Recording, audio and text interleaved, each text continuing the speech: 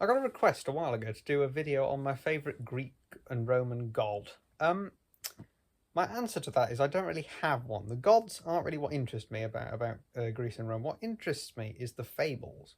I like fables. Animal Farm is probably the first fable I was thoroughly aware of. Allegory is another word if you like, but fable, allegory, they're kind of interchangeable. Um, and so allegories and fables are tales that well, they're applicable to the world, and in many cases they can be used to teach us a message. Um, Now, I have here a book called Legends of Greece and Rome. It's from 1917, if I can remember correctly. I might be wrong. It might be 1912, actually. Just to get there. No, it is 1917. There you go, Legends of Greece and Rome. It's got these lovely illustrations in it. And what I'm going to do is I'm going to recite for you one of my favourite fables, and that is that of Proserpine. There's the colour illustration. Well, not the sorry, I don't know why I said the colour illustration, but the illustration there for you of Proserpine. Now, a word on this text is it uses the Roman names. If you want to know the Greek names, I'm afraid I can't help you there. I like the Roman names better. I think Proserpine is known as Persephone in Greek because my friend Ben told me. However, my friend Ben is occasionally full of rubbish, so it's possible she's not called Persephone. Though I think that sounds about right. So if you want to learn the names, then that's the one I can give you. I don't know. Pluto is called Hades in Greek. Ceres, I don't actually know in Greek. This is quite bad of me, really. But yes, anyway, so rather than trying to paraphrase this, I thought I would just read you it directly from the book, because there's not really any point in me trying to paraphrase it, because the book is quite concise. I think it's written for a younger audience, so there's very little fripperies. It just gets basically to the core of it pretty quickly, and so I thought I'd just read you it out, frankly. I hope you enjoy. Yes, so, A Story of the Springtime. In the blue Mediterranean Sea, which washes the southern shore of Europe, lies the beautiful island of Sicily. Long, long ago, there lived on this island a goddess named Ceres. She had the power to make the earth yield plentiful crops of grain, or to leave it barren, and on her depended the food, and therefore the life, of all the people on the great wide earth. Ceres had one fair young daughter, whom she loved very dearly, and no wonder, for Proserpine was the sunniest, happiest girl you could imagine. Her face was all white and pink, like apple blossoms in spring, and there was just enough blue in her eyes to give you a glimpse of an April morning sky. The Greeks are always like this, because everyone in Greek... I should mention, I'm going to intersperse this with my personal comments if I want to. The Greeks are always very yucky and romantic, and everyone's the most beautiful person on earth, so I'm sorry, you're going to have to suffer through this. Her long golden curls reminded you of the bright sunlight. In fact, there was something so young and fair and tender about the maiden that if you could imagine anything so strange as the whole springtime, with all its loveliness changed into a human being, you would have looked but an instant at Proserpine and said, "She is the spring." Proserpine spent the long, happy days in the fields, helping her mother, or dancing and singing among the flowers with her young companions. This is one of the songs she sang while gathering flowers upon the fertile plain. Sacred goddess, Mother Earth, thou from whose immortal bosom gods and men and beasts have birth, leaf and blade and bud and blossom, breathe thine influence most divine on thine own child Proserpine. If with mists of evening dew thou dost nourish these young flowers till they grow in scent and hue, fairest children of the hours, breathe thine influence most divine on thine own child Proserpine. It's a bit of a crap song, really, and it's not exactly the Beatles.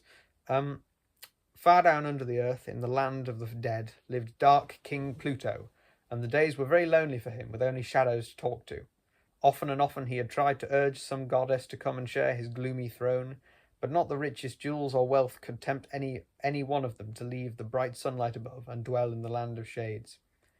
One day Pluto came up to earth and was driving, along in his swift chariot, when behind some bushes he heard such merry voices and musical laughter that he drew rein, and stepping down, parted the bushes to see who was on the other side. There he saw Proserpine standing in the centre of a ring of laughing young girls who were pelting her with flowers. Bit of a weird thing to do, I just play cricket. The stern old king felt his heart beat quicker at the sight of all these lovely maidens, and he singled out Proserpine and said to himself, "She shall be my queen. That fair face can make even dark Hades light and beautiful." But he knew it would be useless to ask the girl for her consent. So with a bold stride he stepped into the midst of the happy circle. The young girls, frightened at his dark, stern face, fled to the right and left, but Pluto grasped Proserpine by the arm and carried her to his chariot, and then the horses fled along the ground, leaving Proserpine's startled companions far behind.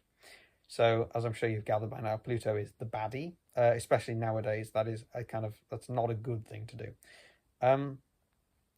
King Pluto knew that he must hasten away with his prize, lest Ceres should discover her loss, and to keep out of her path he drove his chariot a roundabout way.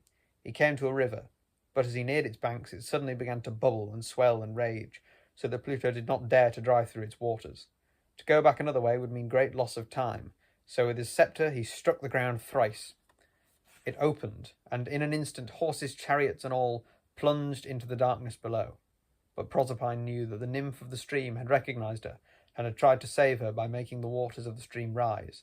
So just as the ground was closing over her, the girl seized her girdle and threw it far out into the river. She hoped that in some way the girdle might reach Ceres and help her find her lost daughter. A girdle in this context means a belt, I think. It's Alexander. When we learn about Alexander, he talked about the Persian girdle that he wears, and it means a belt, basically. So I imagine it means the same thing in here. At which point there's a bit of poetry, which looks awful and horrible. So I'm going to move on to the second part of the story. In the evening, Ceres returned to her home, but her daughter, who usually came running to meet her, was nowhere to be seen. Ceres searched for her in all the rooms, but they were empty. Then she lighted a great torch from the fires of a volcano and went wandering among the fields looking for her child. When morning broke and she had found no trace of Proserpine, her grief was terrible to see. On that sad day, Ceres began a long, long wandering. Over land and sea she journeyed, bearing in her right hand the torch which had been kindled in the fiery volcano. All her duties were neglected, and everywhere the crops failed and the ground was barren and dry. Want and famine took the place of wealth and plenty throughout the world. It seemed as though the great earth grieved with the mother for the loss of beautiful Proserpine. When the starving people came to Ceres and begged her to resume her duties and to be their friend again, Ceres lifted her great eyes, wearied with endless seeking, and answered that until Proserpine was found she could think only of her child and could not care for the neglected earth. So all the people cried aloud to Jupiter, king of the gods, that he should bring Proserpine back to her mother, for they were sadly in need of great Ceres' help. At last, after wandering all over the earth in her fruitless search, Ceres returned to Sicily. One day, as she was passing a river, suddenly a little swell of water carried something to her feet. Stopping to see what it was, she picked up the girdle which Proserpine had long ago thrown to the water nymph.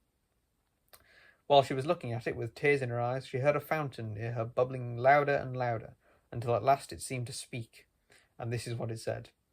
I am the nymph of the fountain, and I come from the inmost parts of the earth, O Ceres, great mother. There I saw your daughter seated on a throne at the dark king's side, but in spite of her splendour, her cheeks were pale, and her eyes were heavy with weeping. I can stay no longer now, O Ceres, for I must leap into the sunshine. The bright sky calls me, and I must hasten away. I did a little ghost voice there, I don't know why. I have found the place where my daughter is... I'm doing the voice again. I have found the place where my daughter is hidden. Give her back to me, and the earth shall once more be beautiful, and the people shall have food. Earth shall once more be fruitful, and the people shall have food. And Jupiter was moved, both by the mother's sorrow and by the prayers of the people on earth. And he said that Proserpine might return to her home if she had tasted no food while in Pluto's kingdom. That's quite a weird thing to say. I don't really get why. But those are the conditions. Those are Jupiter's T's and C's, and by Jove, literally by Jove, you better listen to them. So the happy mother hastened down into Hades, but alas, that very day Proserpine had eaten 6 pomegranate seeds. Yum. And for every one of those seeds she was doomed each year to spend a month underground. For 6 months of the year, Ceres is happy with her daughter. At Proserpine's coming, flowers bloom and birds sing, and the earth everywhere smiles its welcome to its young queen. I think you can guess what's happening here with the 6 pomegranate seeds, and when she comes, the flowers come, and I think you can guess what we're about to learn here. Some people say that Proserpine really is the springtime, and that while she is with us all, the earth seems fair and beautiful. But when the time comes for Proserpine to rejoin King Pluto in his dark home underground, Ceres hides herself and grieves through all the weary months until her daughter's return. Then the earth, too, is sombre and sad. The leaves fall to the ground, as though the trees were weeping for the loss of the fair young queen, and the flowers hide underground until the eager step of the maiden returning to earth awakens all nature from its winter sleep. And that is it. So that tale tells us why there is winter and summer and why there is spring and autumn, which I thought was really quite nice. Of course, it's not a very PC tale, admittedly, given that it begins with non-consensual abduction.